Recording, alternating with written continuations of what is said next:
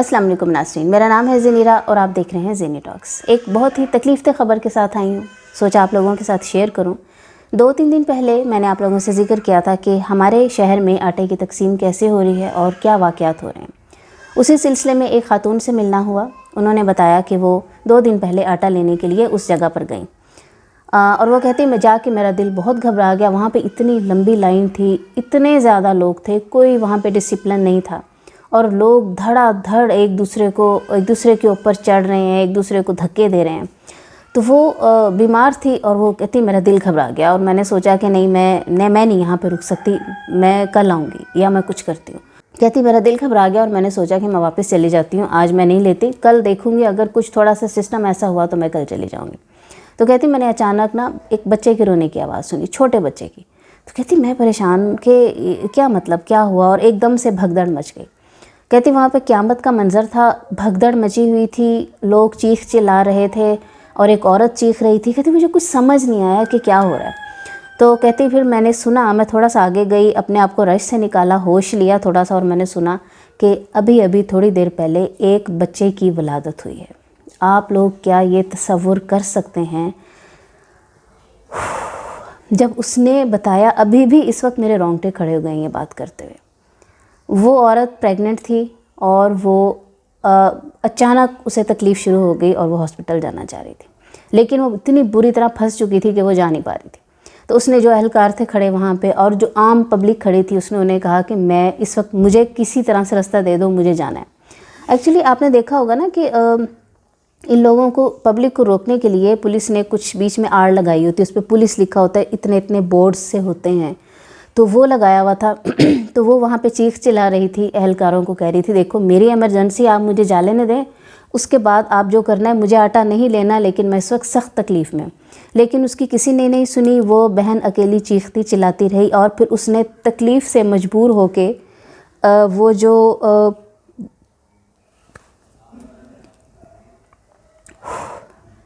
वो जो फट लगा होता है, एक दीवार सी थी, उसने उसको क्रॉस किया, छलांग मारी और उसके बच्चे की वलादत हो गई। बात ये नहीं है, बात ये है कि एक औरत का नंगा होना पूरे मुआशरे का नंगा होना है। मतलब हमारे मुल्क में इस हद तक बुरे हालात आ गए कि हमारी औरतें आटे के लिए सबके सामने बच्चे पैदा कर रही। एक हज़रत उमर का दौर था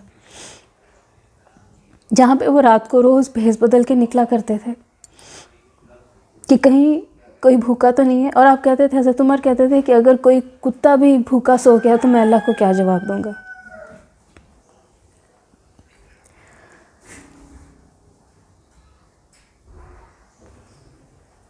क्या हम वही मुसलमान? मतलब आप ये सोचें कि वो औरत कितनी तकलीफ़ में होगी और वो उस तकलीफ़ में एक आटे के लिए आई। मतलब इन हुक्मरानों ने अल्लाह को क्या जवाब देना है? हम लोगों ने अल्लाह को क्या जवाब देना है? अगर हम इंडिविजुअली इसकी बात करें तो हमने अल्लाह को क्या जवाब देना है? क्या हम नहीं जानते हमारे पड़ोस में कौन भूखा है? हम नहीं जानते हमारे पड़ोस में किसकी क्या सिचुएशन है? अगर हम ज़कात सही तरीके से देना शुरू कर दें, आपको लगता है कि ये हालात पैदा होंगे?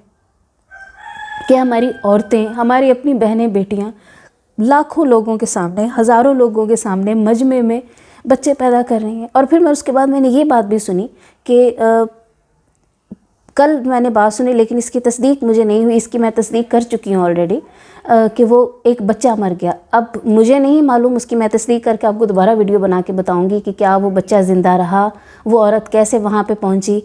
मैं ट्रेस कर रही हूँ कि मैं उस औरत से मिलने की कोशिश करूं, मुझे पता लगे कौन है, लेकिन फ़िलहाल उसको कोई नहीं जानता क्योंकि वहाँ पे इतना सारा रश था, बहुत सारे लोग थे, लोगों को नहीं पता कौन कहाँ से आ रहे हैं। बात ये नहीं है, बात ये है अगर हमारे मुल्क में नज़्म व ज़ब्त हो, अगर हमारे मुल्क में, अगर हमारे हुक्मरानों को एहसास हो, तो कभी भी ये नौबत ना पहुँचे। हमारे मुल्क में इस आटे की तकसीम होनी थी तो क्यों रमज़ान में ही हुई? रमज़ान से 1 महीना पहले क्यों इस चीज़ के बारे में पूरे सिस्टम सेट नहीं किए गए? आज मैंने देखा, रात वॉक करने जब मैं जा रही थी तो मैंने देखा कि अब उन्होंने थोड़ा सा इंतज़ाम किया हुआ है, कुछ बांस लगा के उन्होंने रास्ते बनाए हुए। यही चीज़ पहले क्यों नहीं हो सकी? पहले क्यों लोगों का मरना ज़रूरी था? एक औरत की जान गई, ایک عورت کا بچہ پیدا ہوا، مجھے نہیں پتہ وہ ماں بچہ کس حالت میں ہے۔ پھر یہ خبر بھی میں نے سنی ہے کہ ایک 7 سال کی بچی وہاں سے اغوا ہوئی۔ یہ تو صرف ایک چھوٹے سے اسمال ٹاؤن کے واقعات ہیں، مجھے نہیں پتا کہ ہمارے باقی علاقوں میں کیا ہو رہا ہے۔ میں نے ویڈیوز دیکھی کل، اس میں بھی یہی میں نے دیکھا کہ جب وہ ٹرک رکتا ہے تو لوگ پاگلوں کی طرح ایک دوسرے کے اوپر گر رہے ہیں، عورتوں کا برے حالات ہیں، سب کے برے حالات ہیں۔ کیا ہم لوگ اتنے ہی نظم و ضبط سے پیچھے رہ گئے؟ ہمارے پولیس اہلکار ماشاءاللہ کچھ نہیں کرتے، سارا دن حرام کھاتے ہیں، اتنے موٹے پیٹ لے کے بیٹھے ہوئے ہیں فالتو۔ ان سب کے لیے کیا ان سب کو اتنا آرڈر نہیں دیا گیا کہ تم کیوں نفری پوری بھیجی نہیں جاتی وہاں پہ؟ کیوں لوگوں کو اتنا ذلیل و رسوا کر کے انہیں آٹا دیا جاتا ہے؟ ایک تو آپ ان کو اتنا گندا آٹا کھلا رہے ہیں، پھر اس کے بعد انہیں ذلیل و رسوا کیا جا رہا ہے، اپنی بہن بیٹیوں کو سامنے آپ لوگ عجیب سچویشن میں لا رہے ہیں، بچے پیدا ہو رہے ہیں، وہاں پہ لوگ مر رہے ہیں، لوگ تباہ ہو رہے ہیں۔ یہ ہے ہمارے حکمران۔ مجھے کسی نے یہ بھی کہا کہ ہم لوگ عوامی جاہل ہیں، عوام میں نظم و ضبط نہیں ہے۔ ہاں ہے جاہل ہے، نہیں نظم و ضبط، نہیں تعلیم کا سسٹم کوئی ہمارا، ہمیں نظم و ضبط نہیں سکھایا گیا۔ جس قوم نے سیکھا ہی نہ ہو وہ نظم و ضبط کا کیسے مظاہرہ کرے گی؟ جو لوگ پڑھے لکھے ہیں وہ لوگ کر رہے ہیں، سب لوگ پڑھے لکھے نہیں ہیں، سب کے پاس پیسے نہیں ہیں، سب کے پاس ریسورسز نہیں، انہیں اچھی تربیت مل سکے۔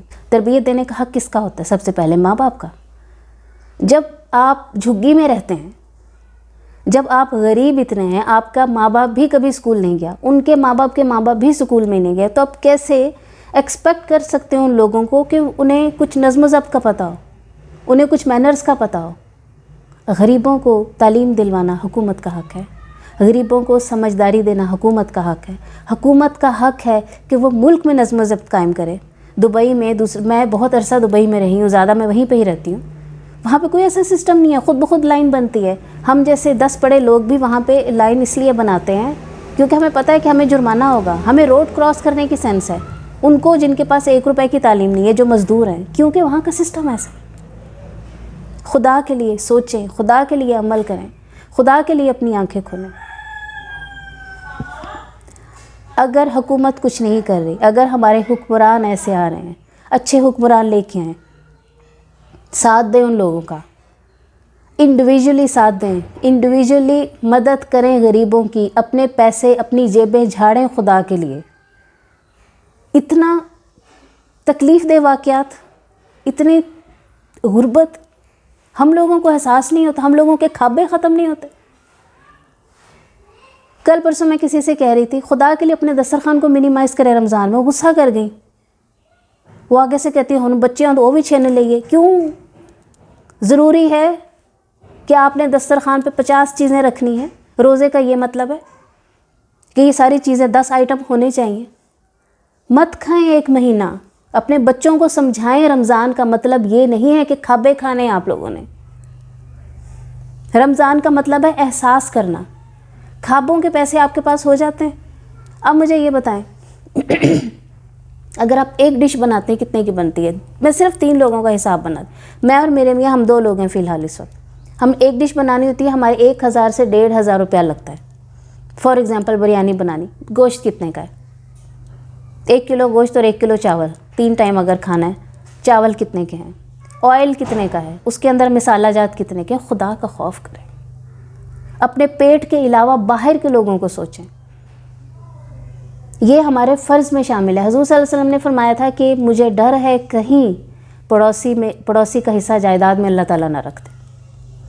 حقوق ہے نا، مطلب ہم جو کھابا کھاتے ہیں اس میں پڑوسیوں کو، اب دیکھیں جہاں پہ ہمارے نبی نے بات کر دی کہ مجھے یہ ڈر ہے کہ کہیں اللہ جائیداد میں حصہ نہ رکھتے، تو کیا کھانے میں ان کا حصہ نہیں ہے؟ آپ کو پسند ہے یہ نہیں پسند ہے، آپ کو ان کو جو پکایا ہے شوربہ لمبا کریں، ان کو دے کے آئیں، جو کھابا کھا رہے ہیں کم از کم ان کو دیں۔ اور پھر غریبوں کا کتنا حق ہے، مسافروں کا بھی حق ہے۔ تو اللہ تعالیٰ نے تو ہمارے میں تو پیسہ ہمارے لیے کچھ چھوڑا ہی نہیں، سب دوسروں کے لیے ہے۔ لیکن ہم لوگ کہتے ہیں جی 2 لاکھ ہے، 3 لاکھ ہے، ہمارا گزارا نہیں ہوتا۔ پیارے بہن اور پیارے بھائیوں، آپ کا گزارا نہیں ہوگا اگر آپ اپنے رزق کو صاف نہیں کریں گے۔ سوچئے گا ضرور۔ اللہ نگہبان۔